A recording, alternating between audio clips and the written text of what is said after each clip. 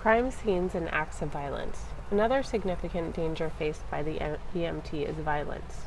Crime risks vary, but it is certain that EMTs working in the field are exposed to more dangerous situations than they were even a few years ago.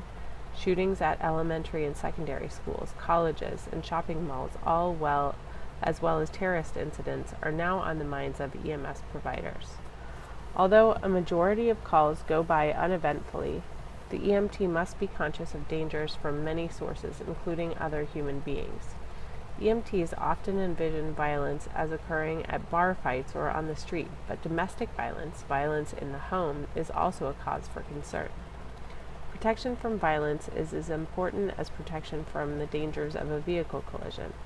As an EMT, you should never enter a violent situation to provide care. Safety at a violent scene requires a careful size up as you approach.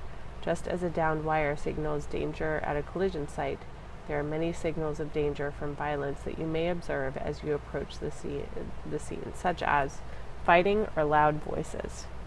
If you approach a scene and see or hear fighting, threatening words or actions, or the potential for fighting, there is a good chance that the scene will be a danger to you.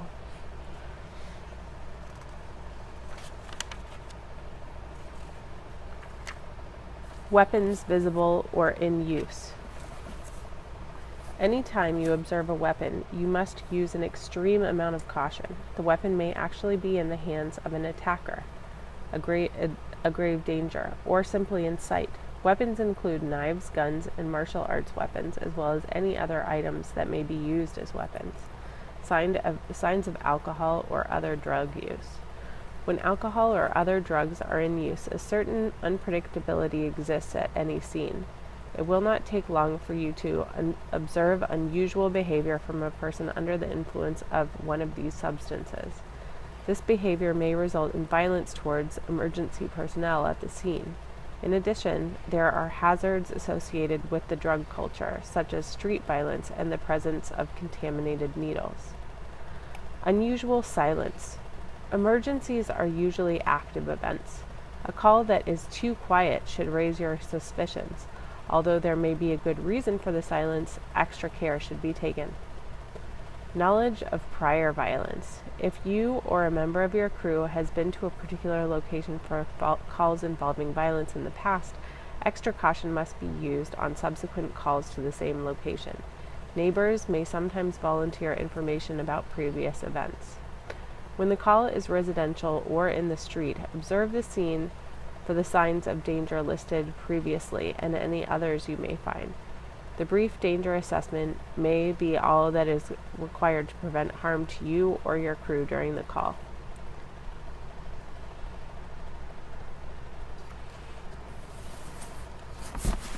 Point of view. I am still a relatively new EMT. Everyone always said, "You never know what you will find when you respond to a call." Well, I found out about this pretty early in my EMS career. My crew and I were sent to a quote-unquote fall at a residence in a decent part of town. We pulled up to the house. Everything looked calm, but sometimes you just can't tell from the outside. We went to the door. We stood to the sides of the door like we were trained.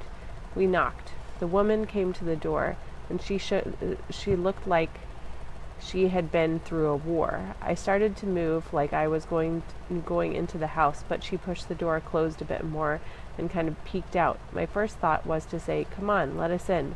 We need to take care of you." She put her weight behind the door and wouldn't let us in. Then it hit me. She didn't fall. Whatever had happened, she was trying to protect us. I asked her to step outside so we could talk, but she refused. I motioned for my other crew members to get back to the rig and mouthed, "Call for help." I felt so helpless. I didn't want her to go back inside, but I was already on borrowed time and should be retreating. "Come out here, please," I urged in a forced whisper. She looked behind her and then shut the door in my face. I moved rapidly to the rig, watching my back. We drove out of sight. 2 police cruisers came by pretty quickly. I filled them in on what I saw. They went to the scene. About 5 minutes later, the dispatcher radioed us to go back in. They had a man in handcuffs. The woman was crying. I'm still not sure whether she was crying because she was hurt or because he was arrested. The look in her eyes was so vacant. Always, always, always size up the scene. I always wonder what would have happened if I wasn't cautious going into that call. If you observe other signs of danger, there are actions that you must take to protect yourself. You learned about these actions in the well-being of the EMT. The specific actions you should take depend on many factors, including your local protocols, the type of danger, and the help available to you. In general, you should retreat to a position of safety, call for help, and return only after the scene has been secured by police. Be sure to document the danger and your actions. Standard precautions. As you perform your initial size up of the scene, there are many important points to consider. One very important aspect of personal protection, and one that you will need long after you have addressed any physical dangers, is standard precautions, also called body substance isolation. You will learn about standard precautions and personal protective equipment You learned about standard precautions and the personal protective equipment in the well-being of the EMT.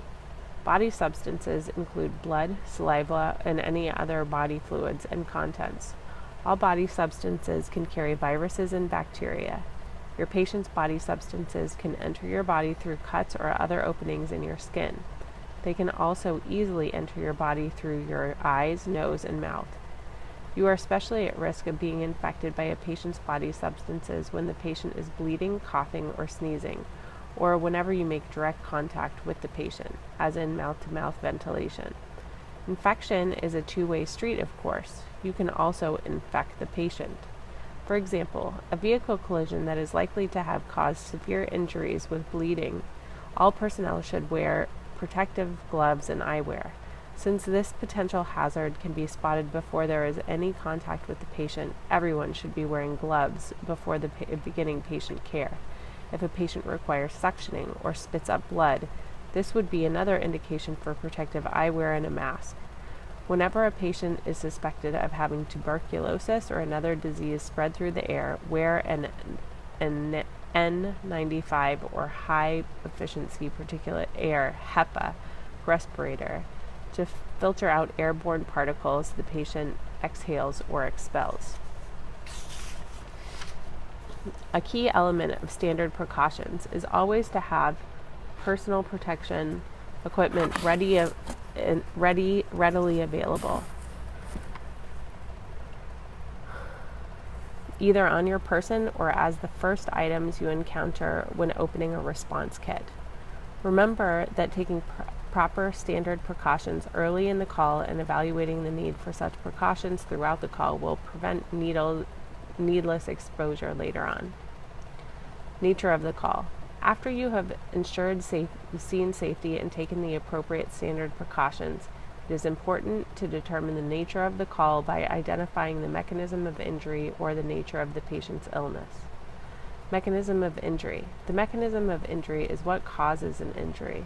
For example, a rapid deceleration causes the knees to strike the dash of a car. A fall on ice causes a twisting force to the ankle. Scan 11-2. I'm going to continue on to this page and I'll come back. Certain injuries are considered common to particular situations. Injuries to bones and joints are usually associated with falls and vehicle collisions. Burns are common to fires and explosions. Penetrating soft tissue injuries can be associated with gunshot wounds, and so on. Even if you cannot determine the exact injury the patient has sustained, knowing the mechanism of injury may allow you to predict various injury patterns. For example, in many situations, you will examine and possibly immobilize the patient's spine because the mechanism of injury, such as a forceful blow, is frequently associated with spinal injury. You will read more about immobilization decisions in the chapter entitled Trauma to Your Head, Neck, and Spine. Knowing that the patient has fallen should tell you to check for an injured arm or leg. Motor vehicle collisions. Identifying the mechanism of injury is very important to dealing with motor vehicle collisions. For example, a collapsed or bent steering column suggests that the driver has suffered a chest wall injury, with possible rib or even lung or heart damage. A shattered, blood-spattered windshield points to the likelihood of a forehead or scalp laceration and possibly a severe blow to the head that may have caused a head or scalp injury or spinal injury. The law of inertia, which says that a body in motion will remain in motion unless acted upon by an outside force, for example, being stopped by striking something, explains why there are actually 3 collisions involved in each motor vehicle crash. The first collision is the vehicle striking an object. The second collision is when the patient's body strikes the interior of the vehicle. The third collision occurs when the organs of the patient strike surfaces within the body. Identifying the type of motor vehicle collision also provides important information on potential injury patterns. Mechanism of injury in affected areas of the body. Mechanism of injury is the force that produced the injury, its intensity and direction. Types of force. Direct.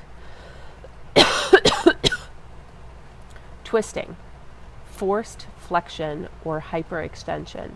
Indirect. Forced bending or extension. Elbow, wrist, fingers, femur, knee, foot, cervical spine. Twisting. So that was this. Twisting. Hip, femur, knee, tibia, fibula, ankle, shoulder girdle, elbow, ulna or radius, and wrist. Indirect. Pelvis, hip, femur, knee, tibia, shoulder, humerus, elbow, ulna, radius.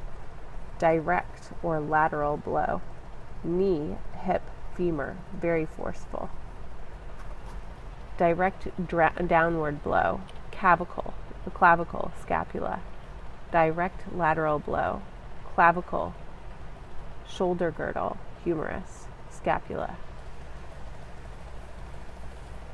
There are 3 collisions in a motor vehicle crash. A vehicle collision, when the vehicle strikes an object. B, a body collision, when the person's body strikes the interior of the vehicle. And C, an organ collision, when the person's organs strike interior surfaces of the body.